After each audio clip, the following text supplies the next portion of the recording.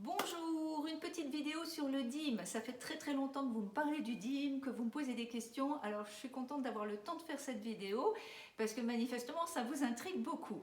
Alors le DIM, complément alimentaire, présenté comme très naturel, présenté comme quelque chose qui est fait à partir des légumes crucifères.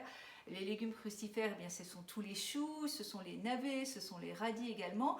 On sait que ces légumes sont excellents pour la santé, on sait que par exemple ils ont une action anti-cancer qui a été avérée et effectivement eh bien, ces légumes peuvent avoir une action intéressante pour nos hormones et intéressante pour notre acné. Le problème c'est que déjà le DIM n'est pas quelque chose, contrairement à ce qu'on nous dit, qui est directement dans ces légumes crucifères. Le DIM c'est un extrait qui est fabriqué à partir d'un autre extrait qui est le I3C, indole tricarbinol, qui est ce qui se trouve naturellement dans ces légumes crucifères.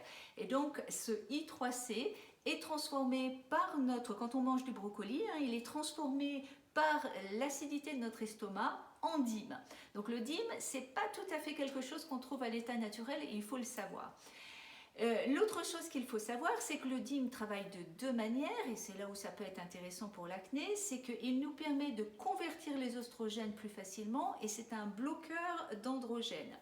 Donc la première chose, c'est cette transformation des oestrogènes. Les oestrogènes, c'est une grande famille d'hormones. Il y en a beaucoup et surtout, il y a beaucoup de ce qu'on appelle des métabolites d'oestrogènes. C'est-à-dire que l'oestrogène est transformé par notre corps, d'abord au niveau de notre foie et ensuite au niveau de notre flore intestinale. Et donc, il y a beaucoup de fruits des oestrogènes dans notre corps, ce qu'on appelle les métabolites.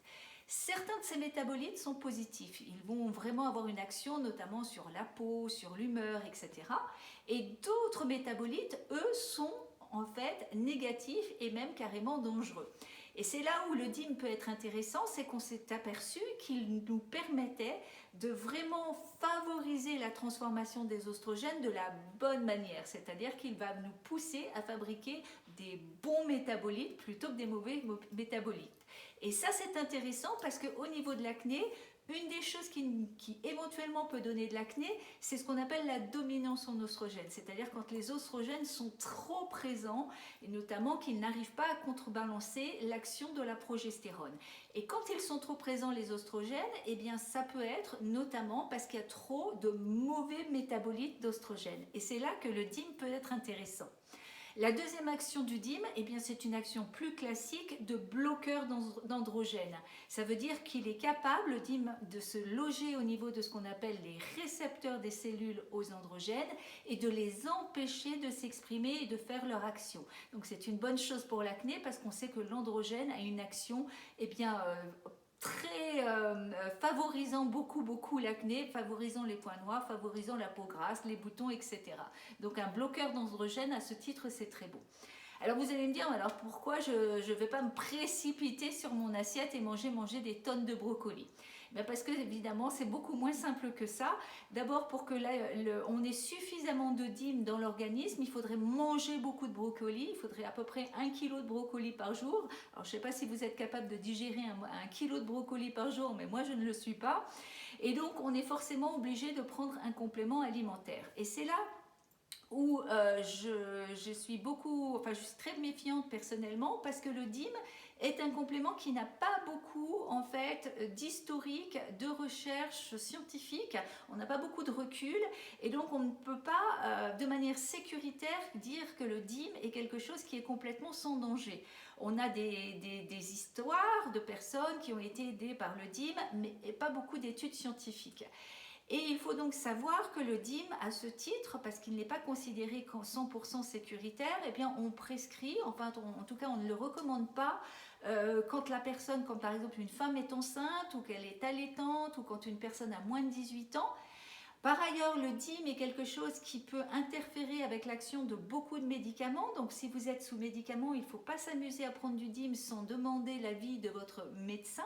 Donc ça c'est la deuxième chose auquel il faut faire attention.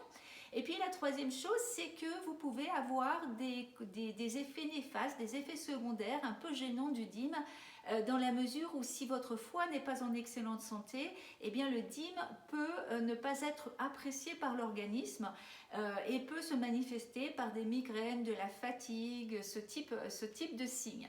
Donc mon conseil, c'est d'agir avec beaucoup de précaution si vous voulez essayer le DIM, pourquoi pas, mais en se posant les bonnes questions. Premièrement, est-ce que je fais partie des profils qui peuvent éventuellement prendre du DIM?